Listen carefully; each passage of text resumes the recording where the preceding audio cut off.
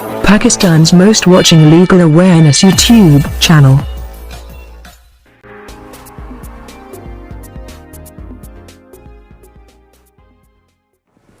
Hello friend and viewers, I hope all are fine. This is Mobushar Iqbal Chohan, Advocate High Court and Legal Lecturer. आज का हमारा subject बहुत ज़्यादा interesting है, short subject है लेकिन बहुत ही ज़्यादा इंटरेस्टिंग और इन्फॉर्मेटिव है। जुडिशियल पॉइंट ऑफ व्यू से, एलएलबी के पॉइंट ऑफ व्यू से, प्रैक्टिकल पॉइंट ऑफ व्यू से, एडीपीपी या अदर दैन कम्पिटिटिव एग्जाम के पॉइंट ऑफ व्यू से ये सब्जेक्ट बहुत ज़्यादा अहमियत का हामिल है। हमारा आज का सब्जेक्ट है इल्लीगल डिस्पोजेशन एक्ट। हम इस सब्जेक्ट को कंप्लीट ही आज करेंगे। इसके छोटा सब्जेक्ट है, इतना बड़ा नहीं है, 9-10 इसके सेक्शंस हैं। इन तमाम सेक्शंस को आज हम इस एक लेक्चर के अंदर कंप्लीट करने जा रहे हैं। बेसिकली ये चैप्टर, ये बुक जो है, ये जो लॉ है, ये इल्लीगल डिस्पोजेशन एक्ट, और जैसे कि अपने नाम से ही जाहिर है, किसी को उसकी कानूनी हैसियत से, कानूनी इमूवल प्रॉपर्टी से बेदखल कर देना, ज़बरदस्ती मुज़ाहमत के साथ, जैसे कब्ज़ा माफिया होता है। अक्सर कब्ज़ा माफिया के बारे में आपने सुना होगा। तो ये बेसिकली कब्ज़ा माफिया के लिए ये कानून लाया गया था कि जो लोग कब्ज़ा कर लेते हैं नाजायज़ किसी की प्रॉपर्टी के ऊपर, या नाजायज़ तजावुज़ात कर लेते हैं, अपनी प्रॉपर्टी से हद कर, अपनी प्रॉपर्टी से बढ़कर गवर्नमेंट या किसी और की प्रॉपर्टी को भी अपनी मलकियत के अंदर शामिल कर लेते हैं। तो बेसिकली उन लोगों के राइट्स को सिक्योर करने के लिए इस लॉ को इंट्रोड्यूस करवाया गया था। ये लॉ 30 जून 2005 को बाकायदा पब्लिक के लिए पब्लिश किया गया था, और ये होल ऑफ पाकिस्तान, पूरे पाकिस्तान के अंदर, extend to whole of Pakistan, पूरे पाकिस्तान के अंदर इसकी इंप्लीमेंटेशन होगी। इसके 9 सेक्शन है। बेसिकली पहला सेक्शन तो इसकी शॉर्ट टाइटल और कमेंसमेंट के ऊपर आ जाता है। दूसरा सेक्शन इसकी डेफिनेशन के ऊपर आ जाता है। Definition court mean court of session, यानी कि इस लॉ को सिर्फ कोर्ट ऑफ सेशन ही ट्राइबल करेगी, कोर्ट ऑफ सेशन ही इसका कॉग्निजेंस लेगी। Occupier, a person who is a legal possessor. Owner, a person who is a legal owner of the property, जो कानूनी प्रॉपर्टी का हामिल है। Property mean to say movable property नहीं होगी। Property mean to say immovable property, movable property के ऊपर ये लॉ एप्लीकेबल नहीं होगा। मेन सेक्शन के स्टार्ट होते हैं सेक्शन 3 से। Prevention of illegal possession of property. पहला, किसी को गैर कानूनी तौर से प्रॉपर्टी से डिस्पोजेस करना, प्रॉपर्टी को गैर कानूनी तौर के ऊपर पोजेशन में लेने से रोकना। No one shall enter into upon any property और डिस्पोजेस ग्रैब, किसी से छीन नहीं सकता, कंट्रोल, उस पर अपना कंट्रोल नहीं रख सकता, और ऑक्यूपाई, काबिज नहीं हो सकता। It without any having lawful authority to do so with the intention to dispossess grab, control और occupy the property for owner और occupier of the such property. कोई भी शख्स, किसी ऑनर, मालिक या कोई शख्स जो कानूनी तौर के ऊपर किसी प्रॉपर्टी के ऊपर काबिज है, लाइक उसने रेंट पर ली हुई है, मॉर्गेज पर है, लीज पर है, या बाकायदा किसी की लॉफुली कंसेंट के साथ कोई शख्स प्रॉपर्टी को यूटिलाइज कर रहा है, यूज कर रहा है, तो ऐसे किसी भी शख्स को जिसके पोजेशन में है प्रॉपर्टी या जो मालिक है प्रॉपर्टी का, उसको उस प्रॉपर्टी से बेदखल नहीं किया जा सकता विदाउट लॉफुल अथॉरिटी, यानी कि कानूनी अथॉरिटी। जैसे कि कोर्ट किसी प्रॉपर्टी को अटैच कर देती है तो something else different, something different, but illegal way से कोई गैर कानूनी तौर पर किसी भी शख्स को उसकी प्रॉपर्टी से हटा नहीं सकता, अलग नहीं कर सकता, उसकी प्रॉपर्टी के ऊपर अपना कंट्रोल, ग्रैब हासिल नहीं कर सकता। Whoever, जो कोई भी, contravenes the provision of subsection 1 shall without prejudice of any punishment to which he may be liable under any other law for the time being enforced, जो वक्त के साथ किसी और कानून में इन्फोर्स होती है वो भी पनिशमेंट हो सकती है। Be punished with imprisonment which may extend 10 years with fine, and victim of offence shall also be compensated according to the provision of section 544A CRPC। अगर कोई शख्स मुज़ाहमत से, ज़ोर ज़बरदस्ती से किसी को उसकी प्रॉपर्टी से बेदखल करता है तो उस शख्स को 10 साल सज़ा, जुर्माना भी होगा, और जिसको बेदखल किया गया है उसको कंपनसेशन भी दिलवाई जाएगी CRPC section 544 sub section A के तहत। सेक्शन 3 का ही next section, sub section 3, whoever forcibly and wrongfully dispossess any owner or occupier of any property and his act does not fall within the subsection 1 shall be punished with imprisonment which may extend 3 years। अगर कोई शख्स किसी को property से बेदखल करता है और वो प्रॉपर्टी या वो एक्ट जो सबसेक्शन 1 है उसके अंदर फॉल नहीं करता, डिस्पोजेस किया है, प्रॉपर्टी किसी और सेंस की है, पर्सन किसी और सेंस का है, या कोई भी और ऐसा एक्ट वो करता है, वो मुजरम ऐसा एक्ट करता है जो सबसेक्शन 1 के अंदर फॉल नहीं करता, तो देन उसको सजा 3 साल, जुर्माना, और दोनों सजाएं इकट्ठी होंगी। सेम यही एप्लीकेशन वहां पर भी अप्लाई होगा, सेम यही फार्मूला। अब आते हैं सेक्शन 4 के ऊपर। सेक्शन 4 दरअसल है कॉग्निजेंस ऑफ ऑफेंस, यानी कि इसका कॉग्निजेंस कैसे लिया जा सकता है, इसको ट्राई कैसे किया जा सकता है, इसका ट्रायल कैसे हो सकता है। फर्स्टली जो इसके अंदर दो चीजें मेन बताई गई है, एक कोर्ट ऑफ सेशन और सेकेंडली कंप्लेन। इसकी एफआईआर नहीं होगी, पुलिस इसके अंदर डायरेक्ट मुदाखलत नहीं कर सकती। हाँ, with the direction of the court, with the direction of the honourable court police इसके अंदर मुदाखलत कर सकती है। नॉट विद स्टैंडिंग, ताहम बावजूद इसके, बहरहाल एनीथिंग कंटेन, जो भी शामिल है in this code of any law of the time being in force, the contravention of section 3 shall be triable by the court of session on the complaint.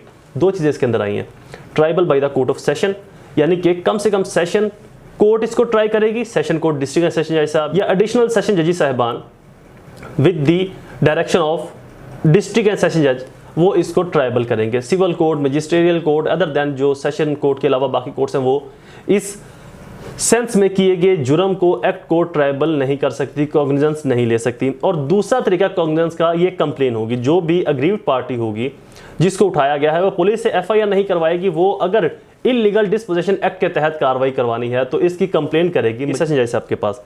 The offence under this section shall be non cognizable, ये non cognizable offence होंगे जो इस code के तहत आ रहे हैं। ये जो अभी मैं सेक्शन आपको 9 तक बताऊंगा, अभी जो हमने पहले 3 पढ़े हैं और आगे जो हम पढ़ रहे हैं, ये नॉन कॉग्निजेबल हैं, यानी कि इनकी एफआईआर नहीं हो सकती पुलिस स्टेशन के अंदर, डायरेक्टली कंप्लेन होगी। The court at any stage of proceeding may direct the police to arrest the accused. Court जो है जब उसके पास कंप्लेन आएगी वो किसी भी स्टेज पर पुलिस को डायरेक्शन दे सकती है कि जी फलां अक्यूज को या फलां शख्स को अरेस्ट कर ले। सेक्शन 4 के अंदर बताई गई है इसकी कॉग्निजेंस ऑफ ऑफेंस, यानी कि ऑफेंस की नोयत कैसी है, कॉग्निजेबल कैसा है, क्या पुलिस इसको डायरेक्टली ट्रायल कर सकती है, पुलिस डायरेक्टली अरेस्ट कर सकती है, एफआईआर कर सकती है या नहीं कर सकती। इसके अंदर वजाहत से बता दिया कि पुलिस डायरेक्ट एफआईआर या इसके अंदर मुदाखलत नहीं कर सकती। सेक्शन 5 है इन्वेस्टिगेशन एंड प्रोसीजर के ऊपर, ये भी मोस्ट इंपॉर्टेंट है, पढ़ने और समझने लायक सेक्शन है। Upon a complaint, the court may direct the officer in charge of police station to investigate and complete the investigation and forward same within 50 days of the court. Complain आने के बाद जो session court है वो police को direction दे सकती है कि आप इस मामले के ऊपर जाकर इन्वेस्टिगेशन करें और इस इन्वेस्टिगेशन को आज से इंक्लूडिंग 15 दिन के अंदर अंदर कोर्ट के अंदर, सेम कोर्ट के अंदर सबमिट करवाएं अपनी रिपोर्ट। इसके आगे फर्दरेंस है, provided that court may extend the time which such report is to be forward in the case. Court जो है जो 15 दिन का टाइम दिया गया पुलिस को, इसको आगे बढ़ा सकती है सिचुएशन को, सर्कमस्टांसेस को देखते हुए। प्रोवाइडेड, सेकंड प्रोवाइडेड इसकी आगे, further the whenever local inquiry is necessary for the purpose of this act the court may direct magistrate of the revenue officer to be direct to make inquiry and submit report within the period as may be specified by the court. अगर local inquiry यानी कि local commission बनाना है तो court magistrate को या revenue officer को भी direction दे सकती है कि इस मामले की इंक्वायरी करके जो कोर्ट टाइम देगी सेशन कोर्ट, उसके दौरान रिपोर्ट सबमिट करवाएं। सब सेक्शन 2, सेक्शन 5 का सब सेक्शन 2 है, on taking cognizance of the case. इस केस के ऊपर कॉग्निजेंस लेने के बाद the court shall proceed with the trial for day by day and shall decide the case within 60 days and for any delay 60 day and for any delay sufficient reason shall be recorded. जब court इस illegal dispossession act के ऊपर cognizance ले लेगी, complaint को सुनना start कर देगी, कंप्लेंट के ऊपर कॉग्निजेंस लेकर इस केस को प्रोसीड कर देगी, उसके बाद डे बाय डे ट्रायल होगा कोर्ट के अंदर और कोर्ट 60 दिन के अंदर अंदर इस केस का फैसला करने की मजाज है। हाँ, अगर डिले होता है तो उसकी स्पेसिफिक और सफिशिएंट रीजंस रिकॉर्ड करना जरूरी है कि किन वजूहात के ऊपर डिले हुआ। लॉ के अंदर टाइम बता दिया है कि 60 दिन के अंदर कोर्ट केस का फैसला करने की मजाज है, कोर्ट ने केस का फैसला करना है और डे बाय डे इसका ट्रायल चलेगा। अगर डिले होता है तो कोर्ट उसकी सफिशिएंट ग्राउंड रिकॉर्ड करके लिखने की पाबंद है ताकि अपनी जो सुपीरियर कोर्ट्स हैं उनको इसके बारे में आगाह किया जा सके कि जिसकी डिले क्यों हुआ। सेक्शन 5 सब section 3, the court shall not adjourn the trial of any purpose unless सब adjournment its opinion necessary in the interest of justice and no adjournment shall may any case grant of more than 7 days। इस case में जो illegal dispossession act का case आएगा, यहां पर court adjournment नहीं दे सकती। मोस्टली ये होता है कि वकला साहिबान या कौंसल्स की तरफ से भी एडजर्नमेंट की रिक्वेस्ट आ जाती है कि जी हम पाकिस्तान में नहीं है या शहर में नहीं है या सूबे में नहीं है या किसी इमरजेंसी की वजह से हम कोर्ट में नहीं आ सकते, तो कोर्ट इस केस में एडजर्नमेंट नहीं देगी, तारीख नहीं देगी। जैसे वो फिल्म में होता है ना, तारीख पे तारीख पड़ती जा रही है माय लॉर्ड, तो इस केस में कोर्ट तारीख नहीं देगी। हाँ, अगर बहुत ज्यादा कुछ जरूरी है, इमरजेंसी है, तो मैक्सिमम 7 दिन से ज्यादा की एडजर्नमेंट नहीं हो सकती। सब सेक्शन 4, सेक्शन 5 का sub section 4, on conclusion of the trial if the complaint is found to be false, frivolous or vexation, the court may award compensation cost of any person complained against which may extend to 500,000 rupees at the end of the trial। Trial के ख़त्म होने के बाद अगर court को लगे कि ये केस बेबुनियाद था, झूठा था, सिर्फ किसी को तंग करने के लिए, परेशान करने के लिए दायर किया गया, तो कोर्ट इसके अंदर जुर्माना भी, कंपनसेशन भी अवार्ड कर सकती है जिसने कंप्लेंट फाइल की है, जो कंप्लेनेंट है, जो कम से कम 5 लाख रुपए या इससे ज़्यादा भी हो सकता है, इससे बढ़ाया भी जा सकता है। Section 6 power of attachment. If the court satisfied that the none of person are in possession immediately before the commission. For example, अगर एक ऐसी प्रॉपर्टी है, कोई बाग या ऐसी प्रॉपर्टी जहां पर डेली की मेंटेनेंस जरूरी है, अब अगर उसका मामला आ जाए और कोर्ट इस मामले के ऊपर रोक दे, स्टे लगा दे, तो बाग खराब हो जाएगा, उसको पानी नहीं मिलेगा, फल खराब हो जाएंगे, कोई सब्जियों का खेत है, कोई भी ऐसी प्रॉपर्टी है, तो अगर प्रॉपर्टी ऐसी है और कोर्ट सेटिस्फाइड है तो कोर्ट उसको अटैचमेंट भी कर सकती है। यहां पर अटैचमेंट के 2 रूल हैं, एक उस प्रॉपर्टी को अटैच कर सकती है किसी पनिशमेंट, सजा, हर्जाने, जुर्माने के लिए। सेकेंडली, उस प्रॉपर्टी की मेंटेनेंस के लिए भी कोर्ट उसको अटैच करके किसी और के हवाले कर सकती है कि आप जब तक इसका फाइनल डिसीजन नहीं आ जाता इसको मेंटेन रखेंगे।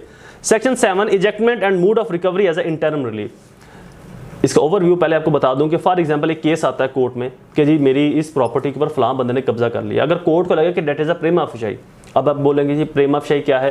प्रेमा फेशाई भी मेरी लॉ ऑफ एविडेंस और सीआरपीसी की प्ले लिस्ट के अंदर ये लेक्चर डिटेल अपलोडेड है। इसके ऊपर हमने 8-10 मिनट डिटेल डिस्कशन की थी कि प्रेमा फेशाई क्या है, प्रेमा फेशाई इफेक्ट क्या होते हैं, प्रेमा फेशाई एविडेंस क्या होती है, प्रेमा फेशाई एक्ट क्या होते हैं। तो प्रेमा फेशाई के ऊपर मेरा डिटेल लेक्चर अपलोडेड है, वो सीआरपीसी की प्लेलिस्ट में और लॉ ऑफ एविडेंस की प्लेलिस्ट के अंदर आप जाकर उसको वॉच कर सकते हैं। तो फॉर एग्जांपल एक शख्स ने आके इल्जाम लगाया कि मेरी प्रॉपर्टी को मुझे निकाल दिया, मेरी प्रॉपर्टी से फलां शख्स ने। अगर कोर्ट को प्रिमा फेशाई बज़ाहिरी तौर के ऊपर बादियों नजर में लगे कि ये शख्स ठीक कह रहा है, तो कोर्ट इंटरम रिलीफ ग्रांट कर सकती है उसको इमीडिएटली, जब तक कि फाइनल डिसीजन नहीं आ जाता वो प्रॉपर्टी उस शख्स के हवाले करवा सकती है। कोर्ट के पास ये इख्तियार है।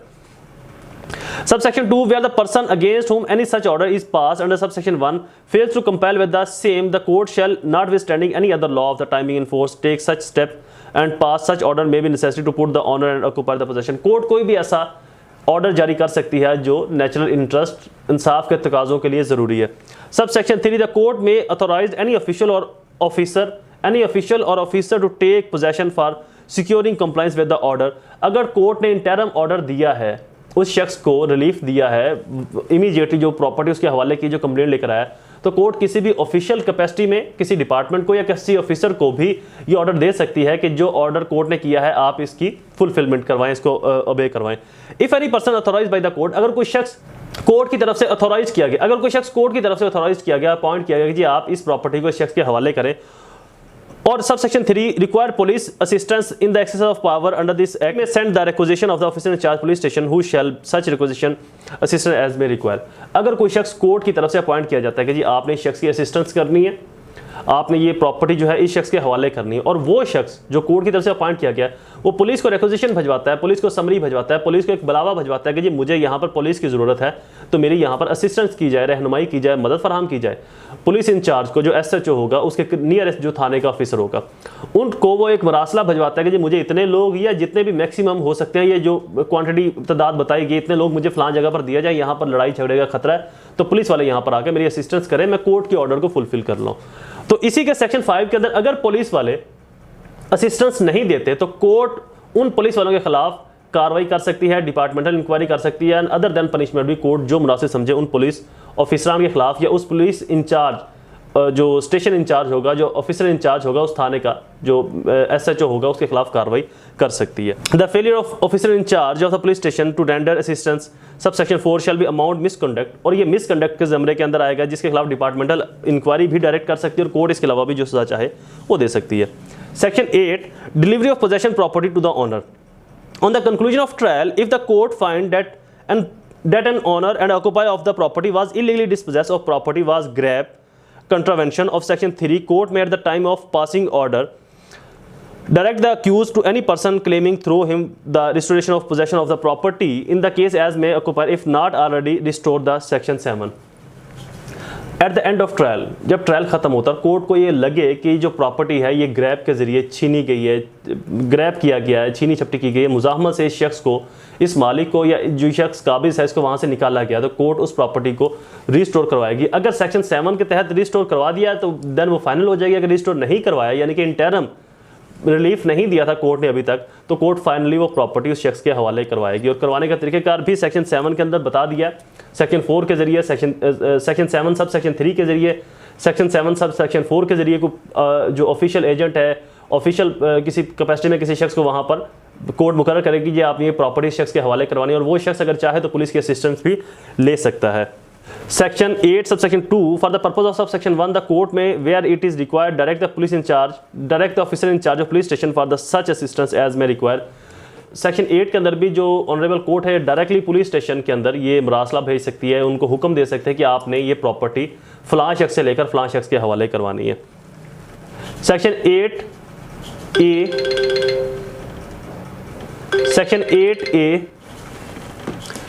Section 8A appeal an order made under section 2 subsection 3 of section and section 3 of subsection 1 and section 8 shall within 30 days of order be appealable before the high court। अगर ऑनरेबल कोर्ट ये जो sections बताए हैं section 2 subsection 3 section 3 subsection 1 और section 8 के तहत कोई भी ऑर्डर जारी करती है, हुक्म देती है, जजमेंट अनाउंस कर दे कंप्लीटली या कोई इंटरम ऑर्डर दे दे, तो जो अग्रीव्ड पार्टी है, जो दूसरा शख्स है जिसके ऊपर इल्ज़ाम था कि जी इसने मेरी प्रॉपर्टी ज़बरदस्ती मुझसे ली है, वो अपील में जा सकता है विद इन 30 डेज, 30 दिन के अंदर अंदर, वो उस ऑर्डर के जारी होने से 30 दिन के अंदर अंदर वो अपील में जा सकता है हाई कोर्ट के अंदर, कोर्ट ऑफ सेशन के खिलाफ। Application of the court unless otherwise provided in the act provision of the court criminal procedure act 1898 shall apply to the proceeding under this act. जो भी समन वगैरह भरवाने हैं, कार्रवाई करनी है, अरेस्ट की कार्रवाई करनी है, व्हाट्सएवर, वो तमाम प्रोसीजर CRPC का अडॉप्ट किया जाएगा इलीगल डिस्पोजेशन एक्ट के अंदर।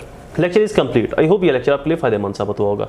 ऐसी ही इन्फॉर्मेटिव वीडियोस को सुनने के लिए हमारे चैनल को सब्सक्राइब करना, बेल आइकन को प्रेस करना बिल्कुल ना भूलें। दोबारा हाजिर होंगे एक नई सीरीज में एक नए लेक्चर के साथ। तब तक मुझे अपनी दुआओं में जरूर याद रखें। अल्लाह ताला आप सबका हामी और नासिर हो। वस्सलाम।